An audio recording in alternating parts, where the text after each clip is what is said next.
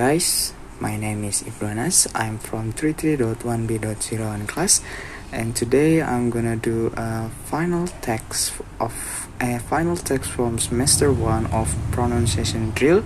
It's about reading text and tongue twister for sure. So keep watching. Okay, so I'm gonna read this text carefully. Baby Caterpillar was tired. All summer long she had been traveling slowly through the green world where she lived, and feeding on the green leaf that grew near her home. Now autumn had come, and Mother Nature had given a holiday to the leaves, who put on their new dresses of red and gold and played tag with the breezes. Baby Caterpillar wanted to play too, but could not run as fast as the happy little leaves, and she grew very tired and thought she would take a nap. So she found a cozy place among the branches of a grapevine and made herself a soft silky blanket. Then she rolled herself away within it, and then in her queer little cradle went to sleep. One night, late in the fall, Jack Frost came over the hill. He spied the cradle swinging to and fro and began to play roughly with it, for he is a roguish little fellow and touches everything that comes in his way. But the warm blanket hid the little slipper so that Jack could not find her. By and by King Winter came, bringing beautiful snow blankets to Mother Nature's flower babies. He gently rocked the cradle as he passed and whispered, "Sleep, baby, sleep. You have no need of my blankets." At last, spring came with the sunbeams. The best and merriest of Mother Nature helpers, they awoke the flowers from their long winter nap and called to the birds and the brooks to begin their songs. When they came to the little brown cradle, they stopped to rest, and baby Caterpillar began to get very warm under the thick blanket. She woke up and stretched herself, and her cradle broke, and she came out to greet the spring. But what a change! Instead of the old dingy dress that she went to sleep in, she now had a beautiful yellow one. And instead of crawling among the leaves, she flew up and away into the sweet spring air to play with the sunbeams and flowers. And the little children called her a butterfly. We have already read the first text, the story, and now I'm gonna do the tongue twister. This is the part 2. Number 1, I'm gonna read it with the slow mode first. 1. How much wood would a woodchuck chuck if a woodchuck could chuck wood? He would chuck he would as much as he could, and chuck as much wood as a woodchuck would if a woodchuck could chuck wood. Okay, the second time is normal mode. Number 1. How much wood would a woodchuck chuck if a woodchuck could chuck wood? He would chuck he would as much as he could, and chuck as much wood as a woodchuck would if a woodchuck could chuck wood. And the last is fast mode. Number 1. How much wood would a woodchuck chuck if a woodchuck could chuck wood?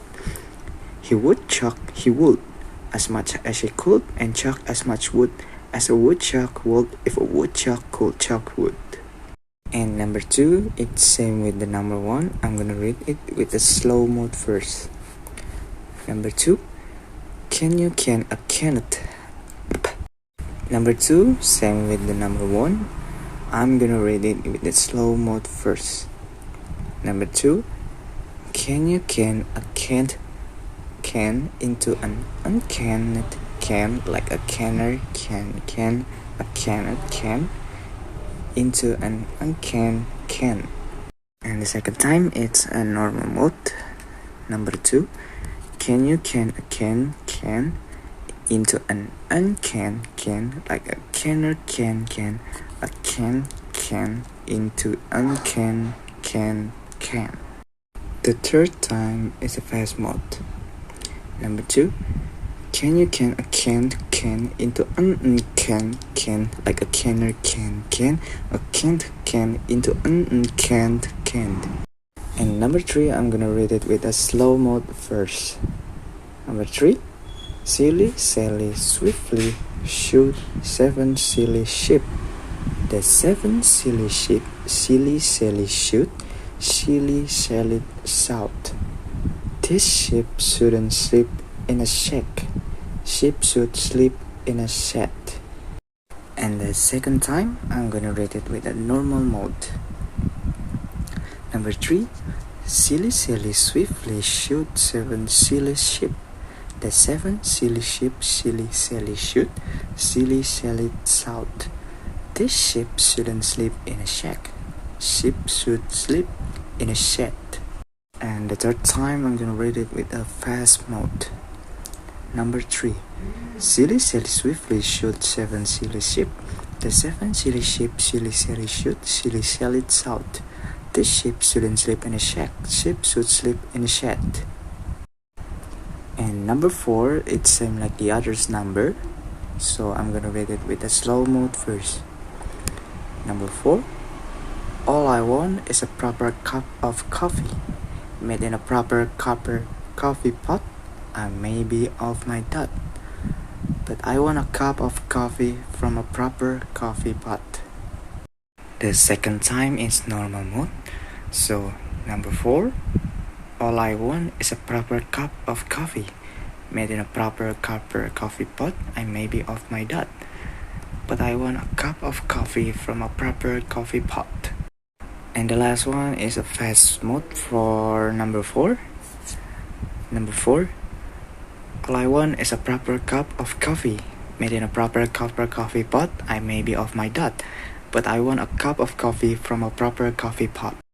And finally, we go for the last number. It's number 5, same like the others. I'm gonna read it with a slow mode first.